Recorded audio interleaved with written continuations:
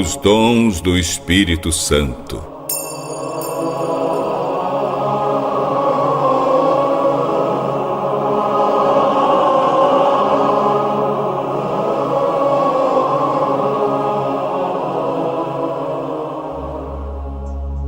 Meus queridos irmãos, eu, Paulo, quero que saibam a verdade sobre os dons do Espírito Santo.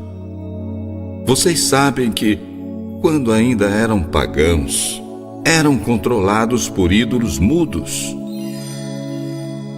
Por isso precisam compreender que ninguém que diz "Maldito seja Jesus" pode estar falando pelo poder do Espírito de Deus.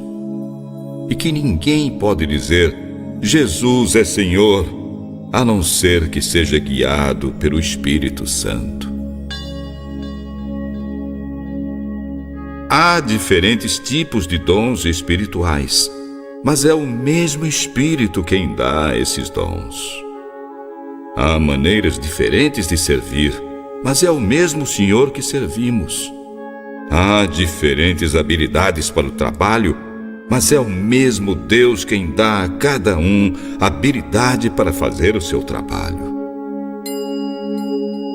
Para o bem de todos, Deus dá a cada um alguma prova da presença do Espírito Santo.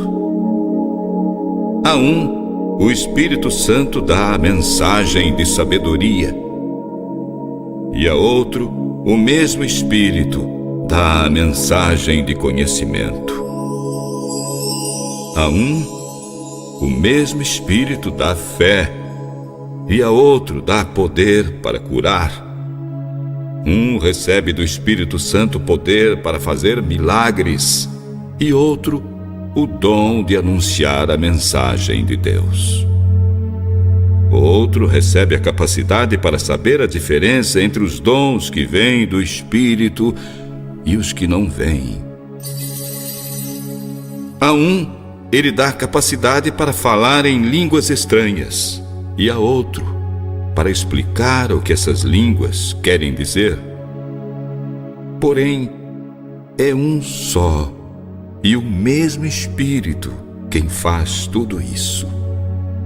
Ele dá diferentes dons a cada um. Cristo é como um corpo que tem muitas partes. E essas partes, ainda que sejam muitas, formam um só corpo. Assim também, todos nós, judeus e não judeus, escravos e livres, fomos batizados num só corpo pelo Espírito Santo. E a todos nós foi dado de beber do mesmo Espírito. Porque o corpo não é feito de uma parte só, mas de muitas. Se o pé disser, porque não sou mão, não sou do corpo, nem por isso deixa de ser do corpo. Se o ouvido disser, porque não sou olho, não sou do corpo, nem por isso deixa de ser do corpo. Se o corpo todo fosse olho, como poderíamos ouvir? E se o corpo todo fosse ouvido, como poderíamos sentir cheiro? Assim, Deus colocou cada parte diferente do corpo como Ele quis. Se o corpo todo fosse uma parte só, não existiria corpo. Assim, há muitas partes, mas um só corpo. Portanto, o olho não pode dizer à mão: "Eu não preciso de você." Nem a cabeça pode dizer aos pés: "Não preciso de vocês." Ao contrário, não podemos ficar sem as partes do corpo que parecem mais fracas. E aquelas que achamos menos dignas são justamente as que tratamos com mais cuidado.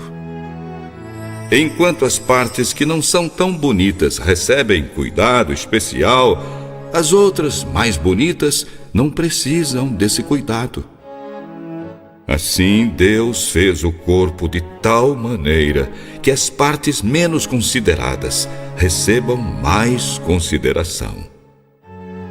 Desse modo, não há divisão no corpo, mas todas as partes têm o mesmo interesse umas pelas outras. Se uma parte do corpo sofre, todas as outras sofrem com ela.